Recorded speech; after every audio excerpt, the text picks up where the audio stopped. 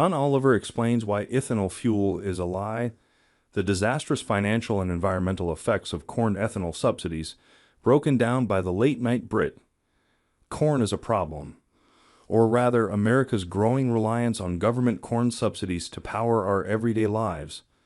Beef is artificially inexpensive because farmers feed corn to cows, even though their digestive systems aren't designed to process it. Sweet foods are artificially inexpensive because high fructose corn syrup is replacing cane sugar in almost everything we eat, despite it being horrifyingly bad for you. And when it comes to cars, corn ethanol is used to artificially drive down the cost of gasoline, despite it being less efficient, more harmful to the environment, and potentially detrimental to your car's fueling systems. Conservative politicians love to spout bullshit about the American working class exploiting welfare systems because they're lazy, but will turn around and pander to the monoculture factory farms practicing needlessly harmful tactics to plant corn we can't use and nobody wants to buy.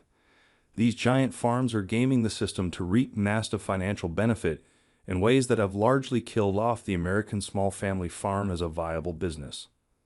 To help farmers during the Great Depression and Dust Bowl era, FDR's New Deal incentivized farmers not to plant crops as a way to drive up flatlining prices through scarcity. The country later switched to an alternate method that set a government guarantee price floor for farmers. Those farms responded by dramatically increasing supply well beyond demand, driving prices through the floor and forcing the government to shell out billions in payments to corn farmers to make up the difference. All of a sudden, if you were producing a regular amount of corn, your farm was insolvent, and only the giant factory farms with economies of scale were making money. I watched this happen with my grandparents' family milk farm. It's truly despicable. Companies are inventing new ways to use more corn because the federal government subsidizes it so much that it can make ethanol cheaper than gasoline or high fructose corn syrup cheaper than sugar. The products made with corn are worse for the environment, worse for our health, and much worse for running in your car, but they're artificially cheap.